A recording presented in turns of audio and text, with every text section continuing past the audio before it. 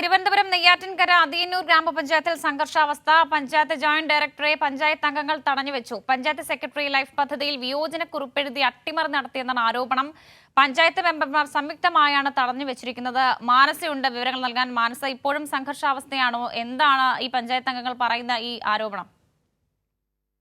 വർഷ അല്പസമയം മുൻപാണ് തിരുവനന്തപുരം നെയ്യാറ്റിൻകരയിലുള്ള അതിയന്നൂർ ഗ്രാമപഞ്ചായത്തിൽ സംഘർഷാവസ്ഥ നടത്തിയത്. ഇത്തരത്തിൽ പഞ്ചായത്ത് ജോയിന്റ് സെക്രട്ടറിയെ ജോയിന്റ് ഡയറക്ടറെ പഞ്ചായത്ത് അംഗങ്ങൾ തടഞ്ഞു വെക്കുന്ന ഒരു സ്ഥിതിയാണ് ഉണ്ടായത്.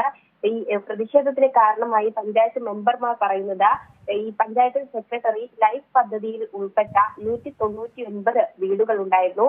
ഈ വീടുകൾക്ക് വിയോജന കുറിപ്പെഴുതി അട്ടിമറി നടത്തി എന്നാണ് ഈ പ്രതിഷേധത്തിന് പിന്നിലുണ്ടായ കാരണമായി മെമ്പർമാർ പറയുന്നത്. അതായത് ഇത്തരത്തിൽ ലൈഫ് പദ്ധതിയിൽ ഉൾപ്പെട്ട വീട് നിർമ്മാണവുമായി ബന്ധപ്പെട്ടുള്ള വിവരങ്ങൾ കൈമാറുന്നതിന് സർക്കാരിന് ഈ സെക്രട്ടറി നൽകിയ കുറിപ്പ് എന്ന് പറയുന്നത്, അതായത് വിയോജന കുറിപ്പ് എഴുതിയിരുന്നു. അത് അകാരണമായി നൽകിയ കുറിപ്പാണ് എന്ന് തന്നെയാണ് മെമ്പർമാർ വ്യക്തമാക്കുന്നത്. മാത്രമല്ല, ഈ വിയോജന കുറിപ്പ് എഴുതിയതിന്റെ അടിസ്ഥാനത്തിൽ സർക്കാരിൽ നിന്നും നൽകിയ മറുപടി എന്ന് പറയുന്നത് താൽക്കാലികമായി ഈ സ്ഥിതിഗതികൾ പരിശോധിക്കുന്നത് വരെ താൽക്കാലികമായി നിർത്തിവെക്കണമെന്ന് പറഞ്ഞിരുന്നു. എന്നാൽ അത് നേരെ, അതായത് പൂർണ്ണമായും നിരോധിച്ചു അല്ലെങ്കിൽ നിഷേധിച്ചു എന്നതാണ് ഈ സെക്രട്ടറി മെമ്പർമാർക്കിടയിൽ പറഞ്ഞു പരത്തിയത്. കോൺഗ്രസ് ഭരണസമിതിയാണ് പഞ്ചായത്ത് നേതൃത്വം വഹിക്കുന്നത്.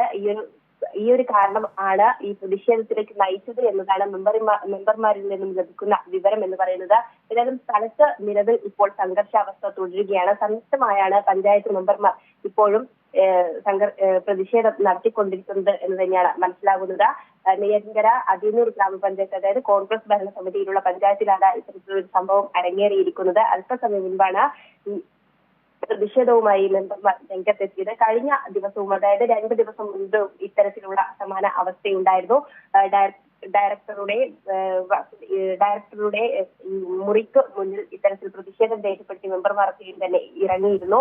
ഇത്തരത്തിൽ അതായത് സെക്രട്ടറി പറയുന്നത് ലൈഫ് പദ്ധതിയിലെ ഈ 199 വീടുകൾക്കും വിയോജന കുറിപ്പെഴുതി അത് താൽക്കാലികമായി നിർത്തിവെച്ചിരിക്കുന്നു എന്ന രീതിയിലുള്ള പരാമർശങ്ങൾ നടത്തിയതിന് പിന്നാലെയാണ് ഇത്തരത്തിലൊരു പ്രതിഷേധവുമായി മെമ്പർമാർ രംഗത്തെത്തിയത്. ശരി, ഇപ്പോൾ ജോയിന്റ് ഡയറക്ടറെ തടഞ്ഞു വെച്ചിരിക്കുകയാണ്. മാനസ മനോജാണ് വിവരങ്ങൾ നൽകിയത്. ലൈഫ് പദ്ധതിയിൽ ലഭിക്കേണ്ട 199 വീടുകൾ വിയോജനക്കുറിപ്പെഴുതി എന്നുള്ളതാണ് ഏറ്റവും പ്രധാനപ്പെട്ട ആരോപണം. മാനസ മനോജാണ് വിവരങ്ങൾ നൽകിയത്.